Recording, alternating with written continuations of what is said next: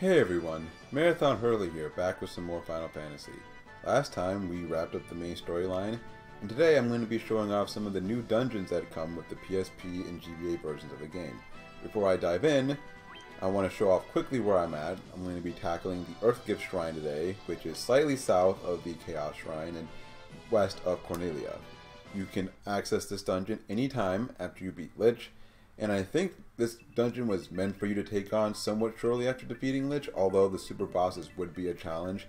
And if you're doing a level 10 class change run, as I was, that's not really going to be realistic for you because the super bosses in particular are going to be way too powerful, and there's no way to fight them without getting experience. So at the very least, if you're doing a level 10 class change run, you're going to have to wait until after you get your class change before you can come here. I decided to wait until this point in the game because the super bosses are a little bit challenging, especially some of the ones in the later dungeons that we're going to explore. So I figured, why not do it all at once? So then that way, when I'm done with all of it, I don't have a group that is way too powerful to handle the Chaos Shrine, and then I don't have to also go back to some really old file to be able to defeat the Chaos Shrine. So that's why I kind of did things this way, and yeah, I'll be showing off the dungeons. I'll try to show them off one per episode-ish. I won't be doing multiple dungeons per episode, although I may have to split a couple of the later dungeons up.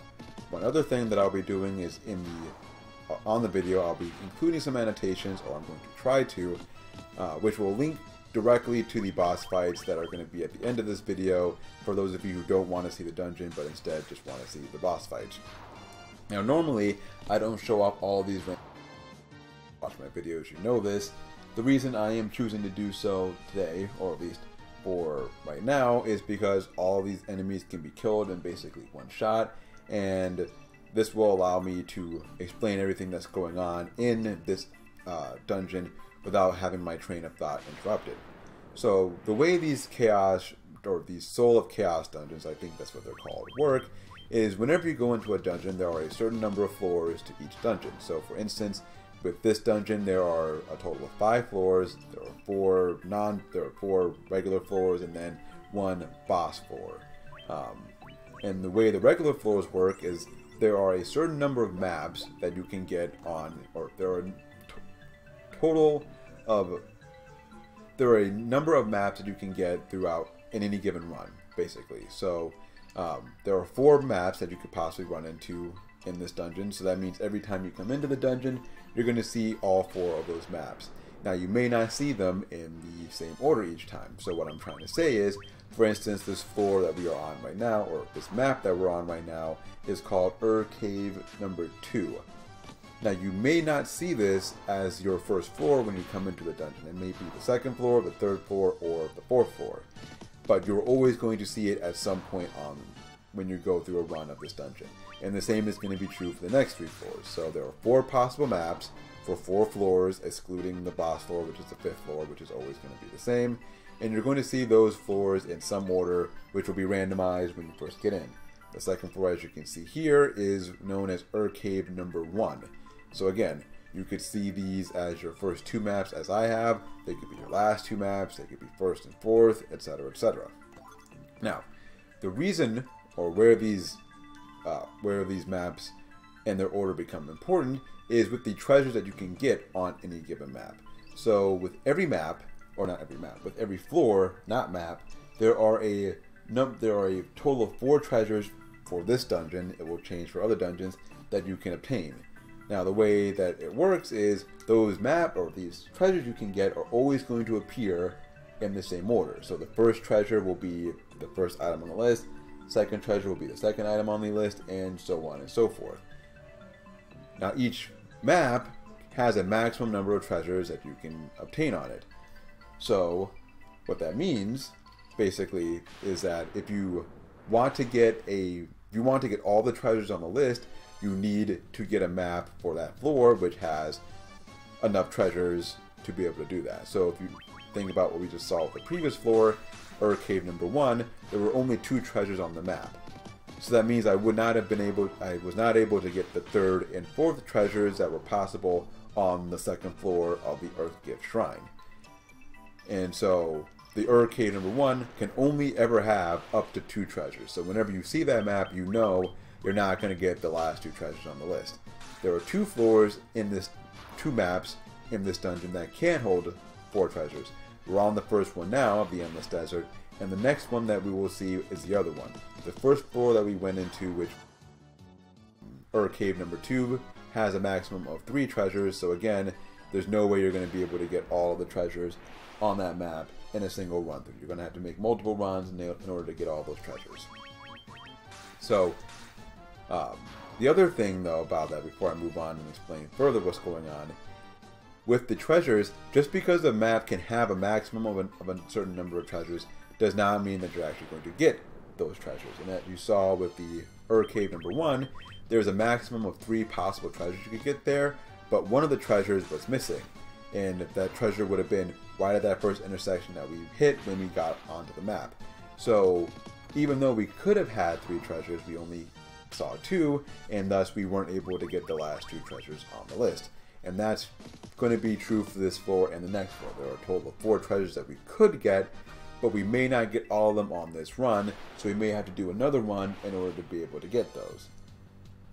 So the reason why this is important is that as we get to the later dungeons, there are going to be some really good items that we want to get, but in order to get those items, we need to get the right map on the right floor and hope that we get the maximum possible number of treasures for that map. Otherwise, we're just going to be kind of out of luck and we're just going to try again another time. Now, this floor is a little bit challenging and I'm having a little bit of trouble navigating my way around it, as you can see. Now, let's see, if I try going, now if I go south from here, maybe I can figure out where I'm at. But, so the challenge with this floor, the Endless Desert, and I'll explain more about the treasures in a second, but the challenge with this floor is that they put you in a random spot on the map. So like they don't tell you exactly where they're putting you. And so you kind of have to use landmarks to figure out where you are. And what I'm going to do is I'm going to put in the video description, I'm going to put links to the maps so you can be able to figure this out on your own. But that is why I was kind of wandering around there lost for a second, because I couldn't find a good landmark to go from. Now for this floor, as I mentioned, there are 4 possible treasures. This location that I'm at right now is one of those locations. The next location is going to be slightly south and to the west of us, so we'll check to see if we have a treasure there, and we'll go to the final 2 spots where there could be a treasure after that. So yeah, so basically the way this dungeon is set, or the way these dungeons are set up the way these dungeons are set up is to basically get you to run through them multiple times in the hopes of being able to get the good treasures. Because you're going to need to, because the odds of you getting the right map with all the treasures on the right floor is going to be pretty low, so you're going to have to do this multiple times. In addition, with the exception of the last dungeon, I believe, well actually the last 2 dungeons, the first 2 dungeons are set up to where if you want to get the best items, or not the best items, if you want to fight all the side bosses, you have to make multiple runs, because they're set up in such a way that you can only fight one at a time. So for instance, with this dungeon, there are 4 super bosses, as there are with every dungeon, but they're all on the 5th floor, so you can only fight one at a time. The next dungeon that we're going to go through, there are 10 floors, with 2 boss floors, each having 2 bosses. You have to make at least 2 runs to be able to defeat all the bosses. And these super bosses are bosses from old Final Fantasy games. You will see as we go along what bosses we're talking about and from which games.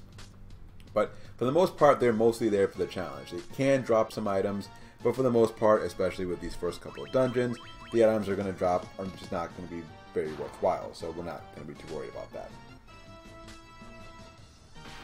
But yeah, this is basically set up for you to do it over and over and over again with the hopes of getting all the good stuff. Now, I don't know if you necessarily need to do that just for the sake of getting the stuff, although there is some pretty good stuff, and I will be doing a lot of running for that for that purpose.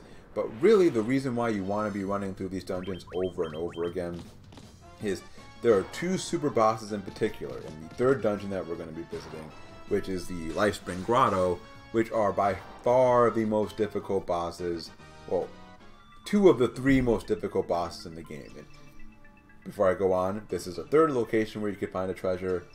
You see that there is not one, so then that means that we can only get a maximum of 3 treasures on this floor. So we'll head to the 4th spot and see if we can pick up a treasure there.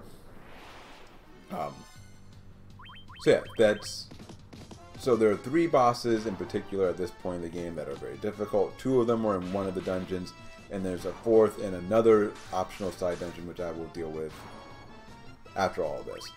And they're powerful enough to where you're going to need to have just about max HP for as many characters as possible to be able to have a chance to defeat them. So we're going to need to do a lot of grinding, and to facilitate that, you know, why not go through these dungeons and try to pick up some good stuff while you're at it. Now, these early dungeons aren't worthwhile because, as you can see, we've fought like, what, a dozen random battles already, and we're nowhere close to getting a new level. So this may not be a great dungeon to run through, but the last 2 dungeons, which I will show off, and maybe not the second to last dungeon because that's where the super bosses are, but the last dungeon in particular is going to be a good spot to grind and also to pick up some good equipment in the process. So I'll show that off, but I'll show that off once we get there. Now, the last treasure location is to the north, and we were able to, there was one there, so we got a potion. Now, one thing that I am not entirely clear on, and if someone knows more about this, please let me know. But one thing that I had read, and one thing that when I first did my test run, my understanding of how this dungeon worked was that the treasures always showed up in the same order. So basically, in order to get the 4th treasure on a list, you had to get all 4. Like, for instance, with this floor, there are 4 treasures that you could get on the 3rd floor of the Earthgift Shrine. In order to get all 4 of those treasures, you need to get a floor with all 4 treasures, and that floor has to have, or that map has to have all 4 treasures present in order for you to get all the items. However, the black cow, which I picked up here, was supposed to be the 4th item, and yet there were only 3 treasures on this floor. And this has happened a couple of times with this floor, so I'm not sure if there's another spot where there could be a treasure that I'm missing, or if it's possible to get an item even if it doesn't, like, on a floor like this, as long as it has the possibility of having 4 treasures, even if it doesn't actually have 4 treasures. That doesn't seem to make sense to me because elsewhere, it's really only been on that previous floor where that's been an issue, so I'm thinking I just missed a treasure location. If someone can clarify that for me, that would be fantastic, but for the most part, I think that is the case, that you actually have to have all 4 treasures in order to be able to get the items on the list there. All the items on the list, that is. So, this final floor here is the Dark Forest, or yeah, I think it's called the Dark Forest. And basically the way this floor works is it's just one big circle, pretty linear path, but you have these guys blocking your way. You have to talk to them in order to get past them, and when you talk to them, you fight them, and then you go from there. So most of these enemies, as with all the other enemies we've fought to this point, are really easy, so they're not going to be much of a threat to us, but it does mean we have to go through and do a lot of walking and a lot of killing of enemies to be able to get all the items we want. Now the black cow, I think that is a helmet for one of my, it's a helmet I believe, but I gotta see who can equip that. So it's for our ninja, because I don't think I didn't think that our master could equip that. So pretty nice piece of equipment, as you can see. Greatly increases our invasion, boosts our defense and our attack. There's another item here that we want to pick up eventually called the Kimpogi, which is a shirt for the master, which does the same thing. Boosts his attack, boosts his defense, and his evasion. So one of the few pieces of equipment that are worthwhile to equip. And actually, now that I think about it, let me check something. Because I don't know if this is actually useful for me anymore. Nope, it still is. Okay. When I did a test run earlier, I got the Kimpogi, and it was such a big boost that I thought that for some reason that the ruby armor wasn't very good for my wizard, but nope, it still is, so we're in good shape there. But yeah, I'm probably gonna make a run or two through this dungeon off screen to try to pick up some of the other stuff that we can get, but it's not so pressing that I have to like reset or do something now to show it off, and I can easily do that off screen. And like I said before, I'll put links in the video description to all of the maps and the guides that I use so that you can know where you can get what treasures, where you can get what treasures. Maybe I'll bold the treasures that I think are more important. Well, no, I'd have to actually put that in the video description then. So I might not do that, but I might at least mention which treasures for each dungeon I think are particularly important. So that much I can do even if I don't write out the entire list, because as you can imagine, for some of the later floors that would become exceedingly tedious. So yeah, we don't want to do that. But beyond that, I think that's just about everything with this dungeon. I'm trying to think if there's anything else that I need to mention about how this dungeon works. Alright, I think that's really just about it. I mean, you'll kind of see more as we go along here, but it's really just run through the dungeon, try to find treasures, defeat super bosses. Call it a day. So, I'm not sure how I'm going to split up my next couple of episodes, because doing my test run of this, this is actually my second time trying to record this, but in my first attempt to record this, it took about 30 minutes to get through all of this. So I think that's whole time frame for a video. I don't know if I want to make a video. I thought that was going to be it either. Maybe I got it wrong. Oh yeah, I need to use. I actually need to use Nita first. But I'm not sure if I'm going to show off all of the other dungeons in one episode or not, because I feel like if I try that, then the episodes are going to start to get really long. And one thing that's really becoming an issue for me in terms of my recording right now is my computer. My laptop is really causing some problems right now. I've had to re-record several videos because the computer will just stop recording in the middle of an episode, or the sound will cut out, or just some kind of shenanigans will go on. It's just unfortunate because I'm about a month away from having the money to be able to buy a good computer. At the same time, I don't want to just like stop recording videos for a month, because you know that's you get out of rhythm that much, and then it's going to be really easy to just to not record, especially when my schedule kind of, if I start getting into a groove with doing work or something. So I want to kind of keep my rhythm of recording. At the same time, it would be really nice if my computer could actually work and help me out with that. But I don't know. We'll figure it out, because yeah, as much as I might be frustrated by, or as much as I might say I don't want to like stop recording, at the same time, I haven't been able to record as many videos as I want, because my free time has been dominated just trying to get one video to actually work. Because at this point, I had planned to be uploading every weekday at this point. For those of you who see my update video, I kind of mentioned that. But at this point, it doesn't seem like that's really feasible, because, well, my computer is just not cooperating enough to make that a possibility at the moment, which is unfortunate. But soon enough, I will be getting a new computer, and then from there, it will hopefully make life much easier, because, as I mentioned before, I really do want to record. I want to add some newer games to my list of games that I plan to record, and that includes. And I think I'm going the wrong way, actually. I think I might be going the wrong way, because there's a treasure that a treasure location that I want to show off, and I think I went too far west of there. Yeah, I do want to record some new games. I've actually started doing a test run of Ni no Kuni, although that would be much further away, like that's more way down the line type of a game. And I'm also really thinking about doing Disgaea 5, which is supposed to come out, I think, in about a month-ish. So I'm thinking about doing that maybe in October, which would give me about a month to do some testing of that before I went ahead. Yeah, so I think this is where I wanted to go to get that to show off the next treasure location. There are 2 more possible treasure locations here. But I do want to do that, but obviously I have to get my computer straightened away, because there is absolutely no chance that my computer could handle a PS3 game, much less a PS4 game at this point. And there you go. There's the 3rd treasure location, and there is a treasure there, so we're going to want to pick that up. Now, on this floor, I'm not sure if there's anything really... Well, actually, there is. There's have I picked up 3? Yeah, I've already picked up 3 treasures, so if we get one, if the last treasure there... Yep. got the open cloak there, so we should be able to get one more treasure here. And that open cloak, I think, is going to be... Who is that for? Is that for... Who is that for?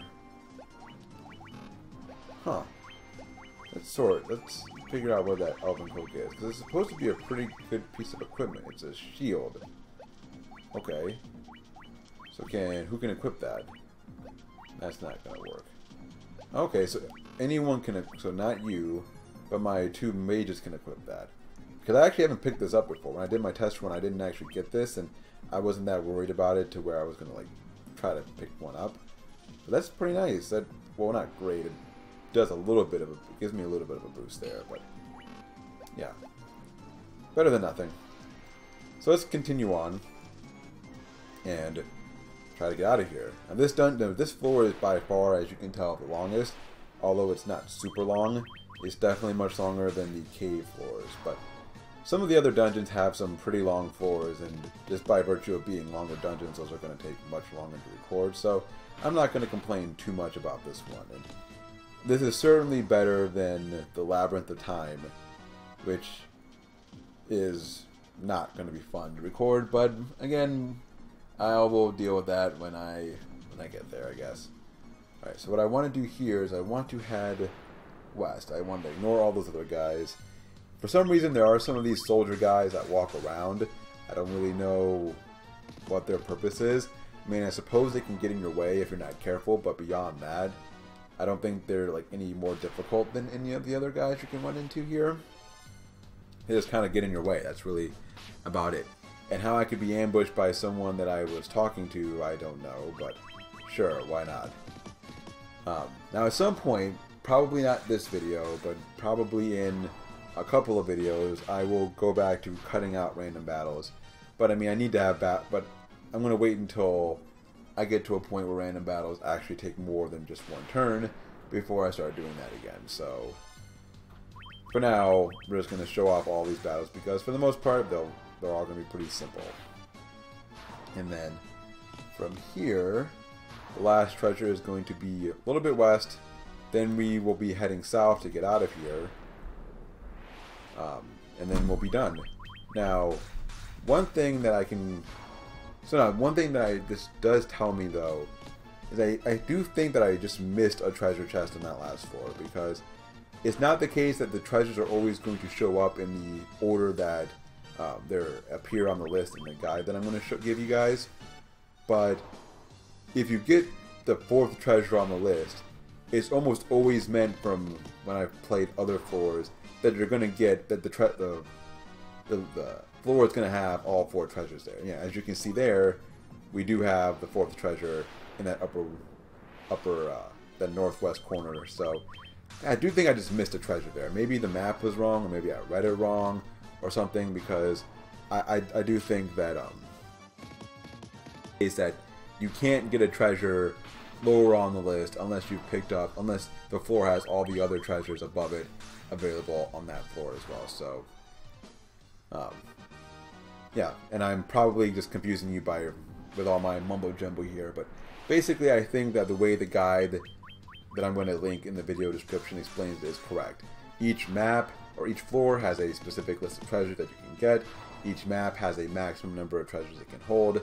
In order to get items lower on the list, you need to have enough treasures to get all the items above it as well. So if you want the item number 4, you need to have 4 treasures on the map, etc., etc. I don't think that it's possible to get item number 4 on a list when there's only 3 treasures on the map. So I think I just missed one in that previous floor, which is fine. It happens. That item, whatever it was, I don't think that item was anything in particular very useful. I mean, the big thing there was the black cow. That was the nice piece of equipment there. Everything else was just kind of meh, to be completely honest. It was like some kind of... I think there were some like drink items which can boost your stats in battle, but like not really worried about that. So yeah, I think that's just about everything. Now, when I get back on the floor, I'm going to have to check to make sure I'm going in the right direction, because I don't want to be just wandering around getting lost again. So, yeah, this is the last guy that we have to fight before we can finally get to the boss floor. Now, normally you're going to have to do this dungeon multiple times to be able to fight all these bosses. You can't just fight them all in one run. But the way I'm going to get around that without having to run this dungeon multiple times is, well, when I get to the next floor, I'm going to save my game.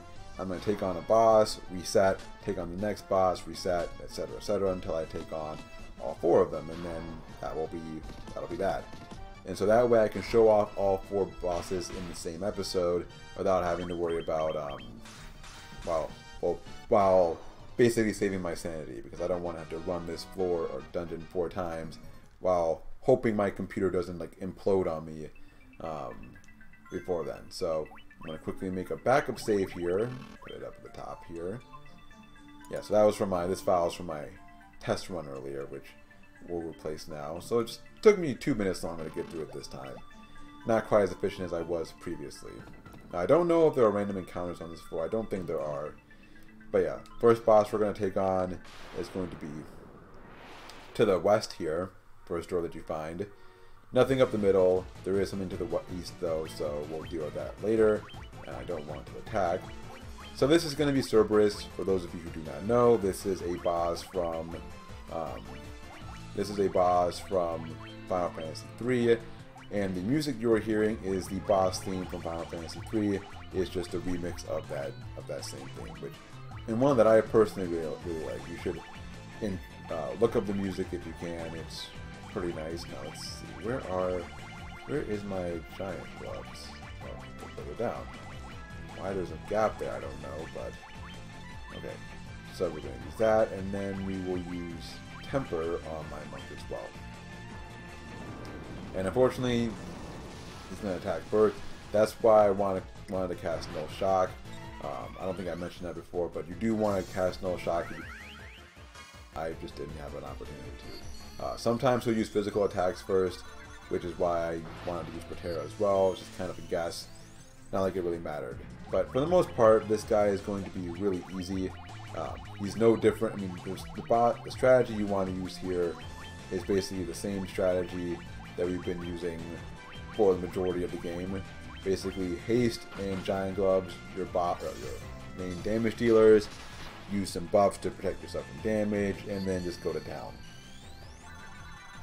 And honestly, this guy should not survive more than 2 or 3 turns. I think I should be able to finish him off, in fact, in the next turn. So we'll see about that to be sure. I'm going to go ahead and use Hilaga just to be safe. And I think I should use Temper. Yeah, Temper on my ninja. But yeah, he should go down this turn, I think. Come on. Yep, and he's done. So yeah, most of these bosses are going to go down in about 3 turns. So it's not going to be too much of a challenge. So what I'm going to do now is I'm going to reset, and I didn't show off what I got there, but I got a Kotetsu, which is a pretty weak sword for your ninja. Not really worthwhile. So I'm going to reset, and then I'll meet you back at the intersection where I made my backup save file. Okay, I'm back. So now what we want to do is head to the east, and that's where we're going to find our next boss, who is going to be just as easy as our first one. And I think maybe all these bosses do have an item that they drop, although most of them are pretty worthless to us, so nothing worth really mentioning. But yeah, just like with the last boss, not going to be that much different. We're just going to set up our defense and offense first couple of turns, and then go to town. And the Echidna, which is what this is, should not last more than 3 turns. Now, personally, I have never played Final Fantasy III, which I feel like I should be ashamed to admit, but it's the only Final Fantasy in the main series I hadn't played, largely because until like what 1 or 2 years ago, you couldn't play it if you couldn't play it on the PlayStation. I mean, you could, you couldn't play it on the PlayStation. You had it on the Super NES. Was it the Super NES? It was on one of the Nintendo systems, and then when they re-released it, they released it on the DS, which I didn't have until very recently. So I had never played the game. I do plan on. I just picked it up like what, a week or 2 ago. Haven't started playing it yet, but I do plan on playing it. an eventual playthrough of the game. But yeah, we're not quite at that point yet. Come on, miss. There we go. So, you know, I've seen other people play Final Fantasy 3 before, so I'm have an idea who these bosses are. I'm pretty sure they're like the 4 like chaos bosses or something. They're basically the equivalent of like the 4 fiends, but for Final Fantasy 3. And so, yeah, I think that's really all there is to that. That's the relevance of these guys in terms of the game, but that's really about it. I mean, they don't add anything to the storyline, which is kind of unfortunate. You would hope that if you're talking about, you know, side bosses or something like this, that maybe they would help expand on the story, but no, they're just bosses that exist just because, why not, nostalgia, etc. Alright, and for defeating Echidna, you get a next potion. Nothing fancy, but I'm going to reset, and then we'll take on the next boss. Alright, I'm back. Now it's time to take on our 3rd optional boss here. That's not what I wanted to do. And so I'm going to go north and then east, and then run through this little maze, like so. And I'm getting lost in said maze. And I'm actually going to make a backup save file here, because I can actually run from here to the final boss. So let's go ahead and make a quick backup save file so that I don't have to do quite as much running after this is done. Come on, there we go. And then our 3rd boss is going to be right here. Yeah. So apparently no one can defeat him. We'll see about that. And this is the Ahriman. And despite his boasting, he's not going to be much more difficult than anyone we've fought to this point. So let's go ahead and get Protera, Giant Gloves, Haste, Temper. You guys know the routine by now. Trust me, things will get a little bit more difficult even if the general strategy does not change. It's just that, again, these bosses are pretty simple. Now, one thing that I am not completely sure about is if you could take these guys on right after Lich. And I don't know, I think I mentioned that before. I'm pretty sure I talked about this before. I'm running out of topics, so I've mentioned some repeating stuff, but I'm not 100% sure if you could beat these guys right after Lich, because they're not that powerful, but at the same time, they're more powerful than we would be at this point, especially if you're doing if you're doing a level 10 class change run. I don't think there's any way that you could do this, because you'd have to run from every single random battle on the way here, which would be a pain. Well, I guess you could, because I don't think these bosses give you any experience. It's just whether or not you could actually kill them is the question. And I'm not sure if that could actually happen, because as you can see, the amount of damage that we're doing to this guy, we've done what? Each boss has like 5,000 HP or something like that. Somewhere around there. They have at least, what, I'm trying to think how much they must have at least. If we're doing about 1,800 damage per hit, they must have at least, like, what, 4,000 HP or like 3,000 HP or something like that. I don't know, but regardless of how much it is, they have way more HP than we can deal with, because Lich, who was the toughest boss that we had to deal with, was pretty powerful, and he only had like 1,000 HP, and we had a hard time with him. So I'm not sure if there is a way we could defeat these guys at level 10, but I certainly don't think we needed to be this powerful to go through this dungeon. But oh well. And for beating him, we get a Dry Ether, and then you also get access to this item, which is a Mega Elixir. So with that being done, one more boss to go, so I'll be right back. Okay, I'm back, and now it's time to take on the final optional boss here. And oh no, I thought I could run through here. The map that I had was not very accurate then. Or, not completely inaccurate, but it did not accurately convey to me personally that you could not get through there. So, not their fault. Probably me for not reading the map correctly. But not a big deal, because now we can just run there this way. So, well, you were so humble. I mean, he's basically saying all of life and death are in him. No big deal, though. But yeah, this is the two-headed dragon, who is going to be about as difficult as everyone else, which is to say not difficult at all. But let's go ahead and just run through the routine. And I'm knocking on wood, hoping that this does not, that my video can survive like 5 more minutes, because I can't try to record this again right now. So yeah, let's go ahead and get through this as quickly as possible so that we can wrap this video up and hopefully get it set to go out on YouTube there. Now, looking at how long this video is, based on how much time it took me to reset, I'm thinking this video is going to be somewhere around 35, maybe 40 minutes. So I'm wondering, given that this was 5 levels, I'm thinking that I might need to split up my next couple of episodes into a couple of parts, because I don't want to go with the hour-long episodes again. I mean, I did it once for Final Fantasy VIII, and I've had some pretty long videos here, and I have some other long videos for Final Fantasy VIII, but I don't know if that's something I want to make a habit. I kind of like having my videos be in that 35, 40 minute range as a max.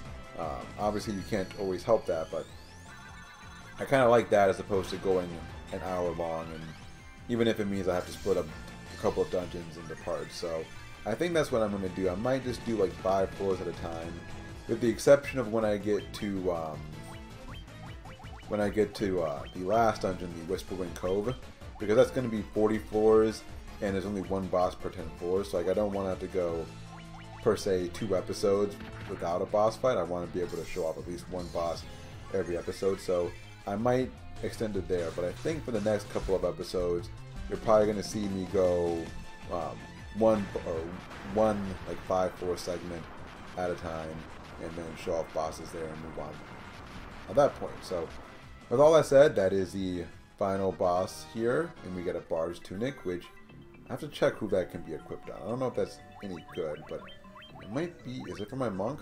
Yeah. As you can see, it doesn't really do anything for him. Doesn't really do anything for any of our characters, unfortunately, so that's no good. Now to get out of here, you just run up to the teleporter, and then there we go. We can return to the surface from there. So what I'm going to do off screen is I might do a couple of runs through the Earthgift Shrine off screen to try to pick up some of the better items you can get, specifically the Kimpogi for my wizard, or not my wizard, for my master. But we'll see if I get the energy to do that. But regardless of if I do that or not, next time I will begin with the Hellfire Chasm, which is our next dungeon, and I'll probably do the first 5 floors there, show off the 2 bosses you can fight in the first 5 floors, then show off the 5 floors after that. Until then, this has been Marathon Hurdler. I want to thank you as always for checking out my videos, and hopefully I see you next time.